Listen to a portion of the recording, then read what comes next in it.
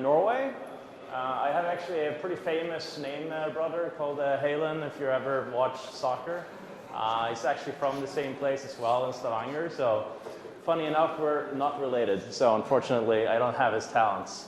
But I'm gonna go over, obviously, the heading is about efficiency in the company, we're gonna talk about three things that has really made it for us. Number one, being Dharmesh from CTO coined this, but aligning vectors. It's really, really important when you're few people and you're trying to do a lot to make sure that there's a top-level strategy that everyone is working towards and that we're working in the same direction. Secondly, and now we're getting more into the sales development space, but in general, when you have business outcomes that you're seeking to get to and outcomes you want to drive, let's say we want to surpass a $10 million threshold. Okay, that's great. But how are we going to get there? Like really bite-sizing it, breaking it down is important. And finally, once you know what actions each individual has to take, it's all about motivation. How do you get the team rallied out and make those vectors even stronger? So those are some of the things that we're going to go through. Just to set SalesScreen in a bit of a context, we should be around $8 million this year. We're a sales gamification platform. So we service tons of different inside sales teams and make their sales work really fun and engaging. So, think about having your sales team really dialing those extra 10 dials every day to get to their outcomes even quicker. So how do you do that? You kind of make it fun and exciting. You engage them in competition, you visualize their data, and yada yada. Not important. The point is, we actually started out as a bootstrap company, so this is ingrained in my DNA, and it happened all the way back in 2011, while the SalesScreen platform came out in 2014. And it wasn't until 2018 I raised money for the first time, and that's when I heard I was really terrible at spending money. So it took me a year before I actually started to have the appetite to burn cash. But once we started to do, obviously, growth becomes easier when you're burning money, for sure. But now the market has turned again, and suddenly it's sexy to be efficient. We did, as many others, a right-sizing of the team, and we're back to our roots. And we've learned quite a lot on the way. So that's a little bit of us. So I'm just going to start out with the most important topic, because we, as operators, as founders, and as CEOs, we really need to have a strategy. We need to have a plan. If you're going to grow as a company and you're going to grow efficiently, you need to have some sort of a vision on how that's going to happen. So you have that top-level plan, great. Now what? We need to set clear expectations. We need to communicate it in a way that everyone follows and really create transparency around it, and then make sure that progress is being checked in on regularly, not only for the CEO and exec team, but for everyone. So obviously, I would say that if you get people aligned in going down that path, that's really when you're going to see the maximum impact. Some people might not do it at the same speed or really nail this, but as long as you go in the same direction, that's when you're going to move the needle as a company. An OKR framework is obviously one that's really utilized to make this happen. And we've done that as well for many years. This is a screenshot of our Notion implementation. The problem for me with the OKR framework was there was something missing from it. We set high-level objectives, we had the key results, it was stretched in them, everyone knew about it, we talked about it, we checked in on progress, but it was still not really aligning everyone. And when people are not aligned, you're going to do many things that's not valuable to the company overall. So what cracked the code for us was actually implementing a concept of initiatives.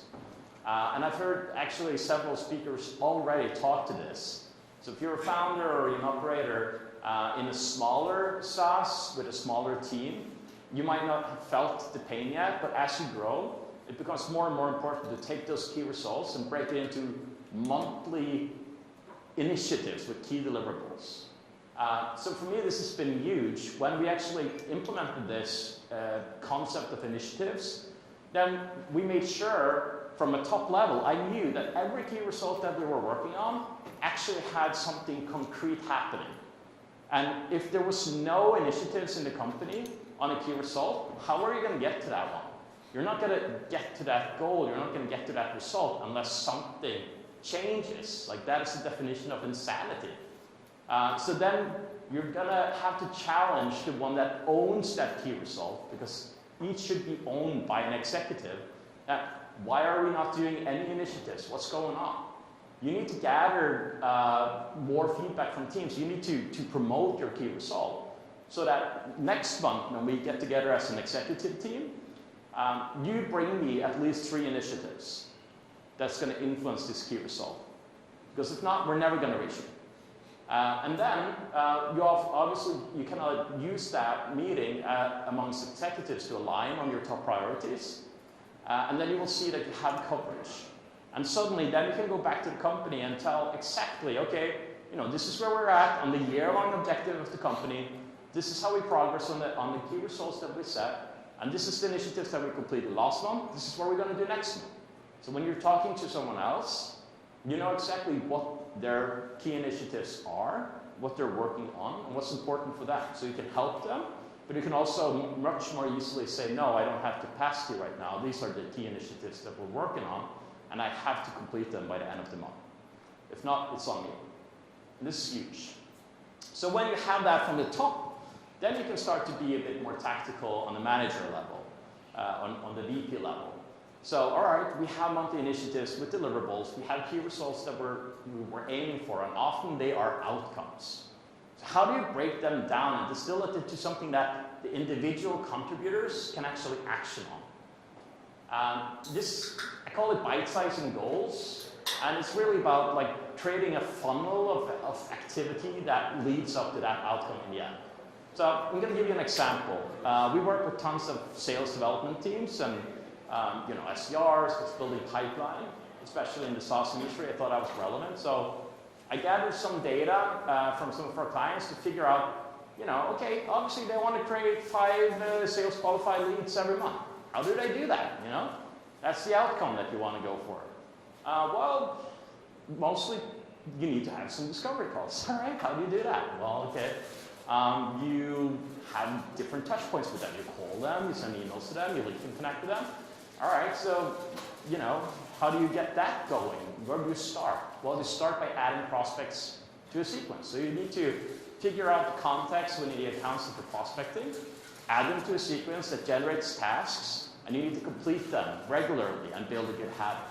So now we actually have actions that can be influenced on an IC level to get to that pipeline goal that we've been talking about. So actually, how many contacts do you need to add every day? How many calls do you need to make every day to get those meetings? We checked with like 5 different enterprise level SaaS teams, so keep in mind these have a pretty strong brand, which makes it a bit simpler, not gonna lie. But the solution or the answer here is 58. So 58 prospects added to a sequence was necessary to get a meeting in average. And also, you needed to do at least 33 cold call attempts to get a meeting. I actually think this number should be much higher, so I was a bit surprised that it was that low. We have tons of customers that is more startups, and they have 70, 80, 90 calls to get a meeting. That's not normal. But now that you know the actions that you need to take to get to that goal, the outcome that we're driving towards, obviously it makes things a lot simpler. Because I've talked to people who's doing 10 cold calls a week or 50. Like, you're never going to get to your target.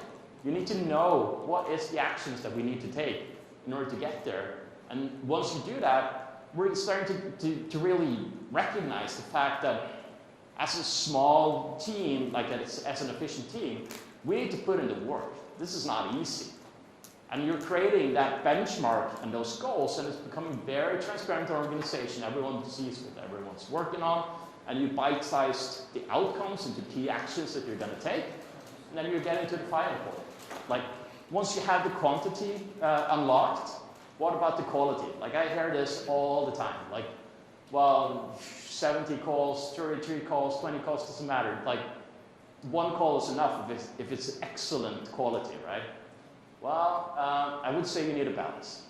So you need to have quantity and you need to have quality. It's not maintainable to do 300 cold calls a day. Like, that's not going to be good for you. So no, it's not only about quantity. But once you start to have that funnel of actions that an IC can influence, you can see differences in the team, and you can coach them if they're struggling. So if someone is making 100 cold calls and getting those meetings, great. If another person needs to take 200, there's something wrong in their way that they communicate with clients. So then you know what you need to coach them on. And ultimately, now that you kind of distill down the top level goals into key results and initiatives that you're working on, and then you figured out in the manager or VP level, what is the key actions that our team needs to take to actually deliver on these initiatives, then it becomes all about motivation. So that's the final piece. Because then it's more execution, right? You've done all the heavy planning, you've set your goals, you have key results that you're working towards. There is initiatives being done every month, and people are working in the same direction. You're heading in the same direction. The individuals, they know what actions they need to take on a recurring basis to influence them. All right, it's going to be tough. Some days you might not hit your call minimums, so I'm just using that as an example, because of X, Y, Z reason. Well, that's probably not good enough. And when you're falling behind, you're going to also have a problem. How do I get my team to catch up? And this is happening constantly, right? Speed is a weapon. We've heard that several times today. So motivation actually is really important, that you keep that center of your people strategy to be efficient in a team. So some things that you can do, I would always say that you need to think about the individuals that you have in the team. And it starts with visualization in the center.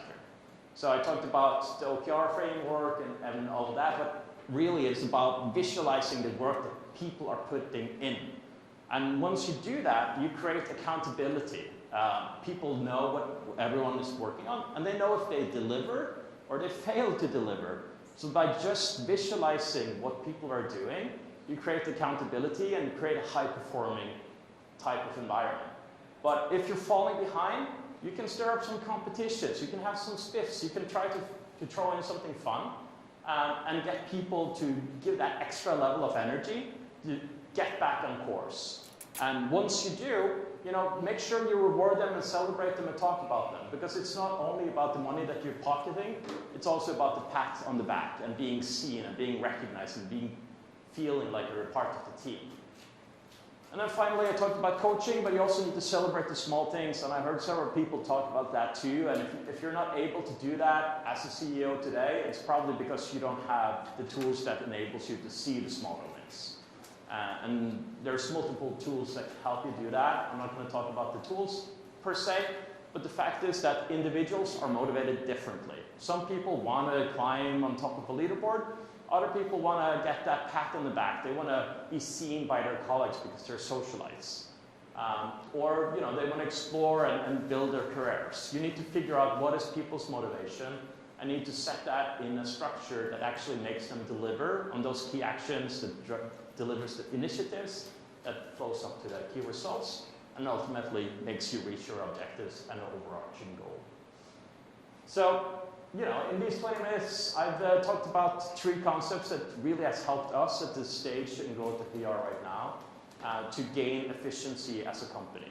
And that is, nobody is surplus. You really need to deliver, and you need to deliver at high pace on multiple areas if you're going to gain efficiency. So it starts with a top-level strategy of the company, and you really need to make sure everyone is working in that direction. And if you're failing to deliver as a company then it's the CEOs, it's the strategy that's failed. Secondly, really break it down, your outcomes and objectives. It doesn't help to be constantly talking about we need to break $10 million ARR or we need to deliver on this objective if people don't understand what that actually means in work for them. And finally, once they know what they're supposed to do all the time, then it's all about motivation. Just keep them on their toes and fired up and rallied to execute and perform at a high level. So that's it for me. If there's any questions, I'm happy to answer. Thanks, everyone. Cool, Sindre. We have a couple minutes. Any questions for Sindre?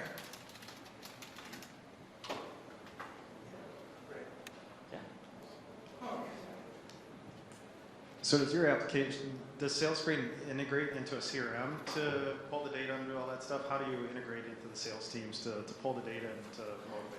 Yeah, so the example that I showed, that was actually with data from Outreach. So we typically integrate with CRMs or engagement tools. And we're trying to capture the actions that individuals can take by themselves and really gamify that. Because once you're gamifying outcomes, like close to one deal, like that's recognition, that's not gamification. You need to gamify the actions that people need to take consistently to get to the outcome. That's where you can actually change people's behaviors. But yes, we do that. Okay. Any other questions? Unless no one else. What's your thoughts on how much you expose as far as sales data, with other, if you have big sales teams and like leaderboards of these are the top reps in this region, because some companies keep those blocked off, they don't want to see that. Any thoughts on exposing that data to all the sales teams so everyone can see how they're performing? Yeah, I think Ray Dalio talked about radical transparency, if anyone has heard about him and his book. It's spot on. I'm a very big advocate and fan of transparency in an organization. And I've had so many customers being afraid to showcase like a full leaderboard because they don't want to, step on someone's motivation. There's ways you can work around that. You can show top 50% of the team. Then it's fine. You're motivating the killers, but let's not just focus on those top 1-2% performer. You also need to have components that engage with the middle and core performers. So when you're running a competition, not only reward the top 1, 2, 3 performers, try to make it into a lottery, for instance, so that every contribution counts. It gives you a ticket, and then you spin the wheel or you do a raffle. Suddenly, as long as you do something, you can win, and that's going to engage a much bigger portion of the team. So you kind of need to think a bit about the psychological profiles in the company and what makes them tick as well. That is the perfect transition to our next speaker, because we're going to be talking about inspiring versus embarrassing and creating psychological safety. So thank you, Sindre. Perfect. Thank you, everyone.